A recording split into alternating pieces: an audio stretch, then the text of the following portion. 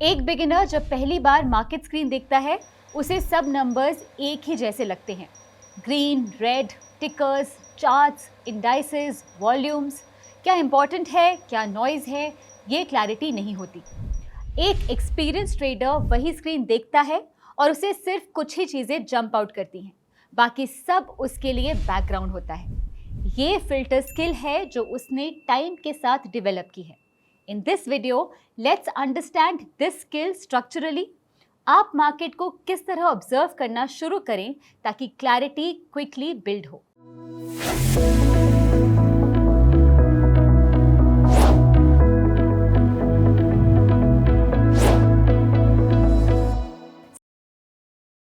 पहले concept clear करते हैं। रीडिंग द मार्केट का मतलब प्रेडिक्शन करना नहीं है। क्या होगा ये कोई भी पक्का नहीं कह सकता। रीडिंग का मतलब ये है कि आप समझ पा रहे हो मार्केट अभी क्या कर रहा है, कौन से पार्टिसिपेंट्स एक्टिव हैं और कंडीशंस क्या बता रही हैं। ये ऑब्जर्वेशनल स्किल है, प्रेडिक्टिव नहीं। जब आप मार्केट के सिग्नल्स पढ़ते हैं तो आप समझ रहे होते हैं कि अभी मार्केट क्या शो कर रहा है, पार्टिसिपेंट्स कैसे बिहेव कर रहे हैं और कंडीशंस क्या इंडिकेट कर रही हैं। उसके बाद आप अपने फ्रेमवर्क के अंदर रहकर डिसाइड करते हैं कि क्या एक्शन लेना है या कुछ नहीं लेना। प्रेडिक्शन अलग चीज है और वो पॉसिबल नहीं है। रीडिंग पॉसिबल है और प्रैक्टिस से बेटर होती है। मार्केट को स्ट्रक्चरली रीड करने के लिए हम 4 लेयर्स का फ्रेमवर्क यूज करते हैं। हर लेयर अलग इंफॉर्मेशन देती है। सारी लेयर्स को कंबाइन करके आपके सामने एक कंप्लीट पिक्चर बनता है। लेयर 1, प्राइस क्या कर रहा है। सबसे पहली और सबसे विजिबल लेयर, प्राइस इटसेल्फ। यहाँ आप 3 चीजें ऑब्जर्व करते हैं। डायरेक्शन, क्या प्राइस ऊपर जा रही है, नीचे या साइडवेज रेंज में है। ये सबसे बेसिक क्वेश्चन है। की लेवल्स, कुछ प्राइसेस होती हैं जहां हिस्टोरिकली मार्केट रिवर्स हुआ है या रुके हैं। ये सपोर्ट और रेजिस्टेंस लेवल्स होते हैं। इन लेवल्स पे मार्केट की रिएक्शन इंपॉर्टेंट होती है। रीसेंट रेंज, पिछले कुछ दिन या हफ्तों में कौन से प्राइस जोन में मार्केट ट्रेड कर रहा है। अगर आज वो रेंज ब्रेक कर रहा है, ये सिग्निफिकेंट इंफॉर्मेशन है। लेयर 2, वॉल्यूम, कितनी कन्विक्शन है। प्राइस अकेला पूरा पिक्चर नहीं देता। वॉल्यूम बताता है कि उस प्राइस मूव के पीछे रियल पार्टिसिपेशन है या नहीं। सेम प्राइस चार्ट ऊपर जा रहा है लेकिन स्टोरी बिल्कुल अलग है। लो वॉल्यूम में प्राइस अप जाना ऑफन फेक मूव होता है क्योंकि पार्टिसिपेशन नहीं है। हाई वॉल्यूम में प्राइस अप जाना कन्विक्शन शो करता है। रूल ऑफ थंब, जब प्राइस और वॉल्यूम सेम डायरेक्शन में होते हैं, मूव ज्यादा रिलायबल होता है। जब प्राइस मूव करता है लेकिन वॉल्यूम वीक होता है, स्केप्टिसिज्म रखना चाहिए। लेयर 3, ब्रेथ, कितना ब्रॉड बेस्ड है। ब्रेड्थ का मतलब है कि मार्केट मूव में कितने स्टॉक्स पार्टिसिपेट कर रहे हैं।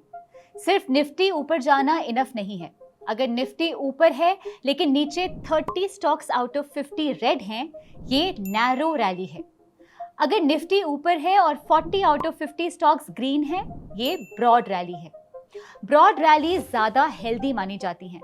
नैरो रैलीज का मतलब है कि सिर्फ कुछ हैवीवेट स्टॉक्स इंडेक्स को ऊपर ले जा रहे हैं लेकिन अंडरलाइंग मार्केट वीक है। कैसे देखें? एडवांस डिक्लाइन रेशियो चेक करें।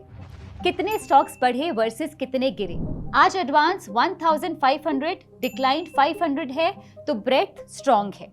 उल्टा है तो ब्रेथ वीक है। लेयर 4, सेंटिमेंट, मूड कैसा है। सेंटिमेंट सब्जेक्टिव है लेकिन ऑब्जर्वेबल है।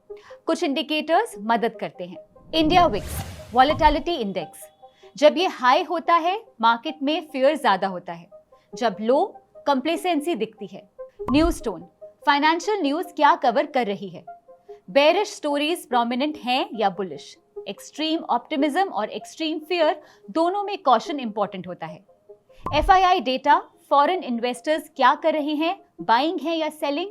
कई दिन की कंसिस्टेंट डायरेक्शन सेंटिमेंट इंडिकेटर बन सकती है। हर लेयर अकेली रीडिंग नहीं देती। जब आप 4 लेयर्स को कंबाइन करते हो तब क्लियर पिक्चर बनता है। एग्जाम्पल के थ्रू समझें। ये एक अलाइंड सिनेरियो है। सब लेयर्स सेम स्टोरी बता रही हैं। ऐसे मोमेंट्स क्लियरर डिसीजन मेकिंग का स्पेस देते हैं क्योंकि कंफ्यूजन कम होती है। इसका उल्टा सिनेरियो भी कॉमन होता है। प्राइस ऊपर जा रहा है लेकिन वॉल्यूम वीक है, ब्रेथ नैरो है और सेंटिमेंट एक्सट्रीम ऑप्टिमिज्म दिखा रहा है। ये मिक्स्ड सिग्नल्स होते हैं। यहाँ वेट करना ज्यादा सेंसिबल है जब तक लेयर्स साथ में अलाइन ना हो जाएं। लेयर्स अलाइंड होने का मतलब नहीं कि आपको एक्शन लेना ही है। ये सिर्फ बता रहा है कि कंडीशंस क्लियरर हैं। आपके अपने फ्रेमवर्क के अकॉर्डिंग ये रेलेवेंट है या नहीं, ये आपने डिसाइड करना है।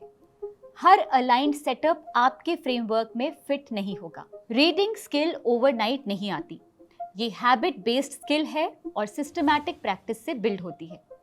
पहला step, daily 15 minutes structured observation बिना कुछ एक्ट किए। ये ऑब्जर्वेशन जर्नल की तरह है। क्या प्राइस कर रहा है, वॉल्यूम कैसा है, ब्रेथ कैसी है, सेंटिमेंट कैसा फील हो रहा है। सिर्फ ऑब्जर्व, रिकॉर्ड करो। दूसरा स्टेप, अगले दिन देखो क्या आपका रीडिंग एक्यूरेट था।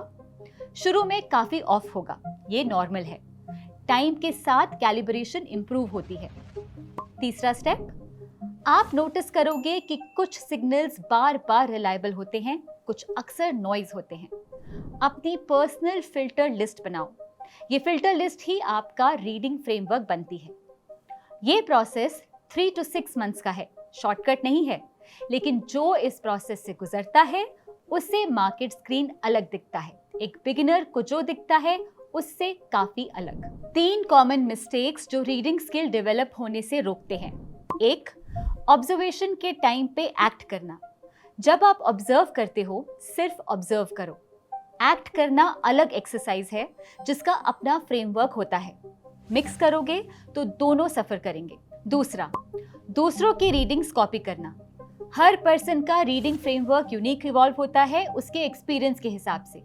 आप किसी और का तैयार शुदा फ्रेमवर्क यूज करोगे तो आपके लिए काम नहीं करेगा। तीसरा, एक्सट्रीम्स पे जाना।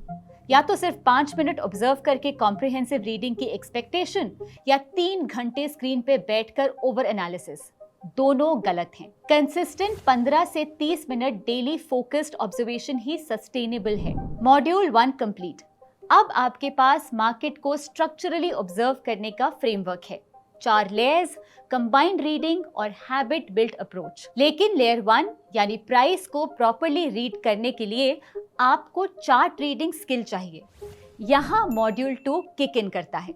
कैंडलस्टिक पैटर्न्स, सपोर्ट और resistance, chart structures, trend lines, ये सब टेक्निकल टूल्स मॉड्यूल 2 में सिस्टमैटिकली कवर होंगे। अगर ये वीडियो हेल्पफुल लगा तो चैनल सब्सक्राइब कर लीजिए, वीडियो को लाइक कीजिए और कमेंट्स में बताइए आपके थॉट्स या हम आगे क्या कवर करें। और नोटिफिकेशंस ऑन कर लीजिए ताकि जब हम मॉड्यूल 2 की वीडियोस अपलोड करें आपको पता चल जाए। कमेंट्स में बताइए 4 लेयर्स में से आपको सबसे नया या काउंटर इंट्यूटिव कौन सा लगा।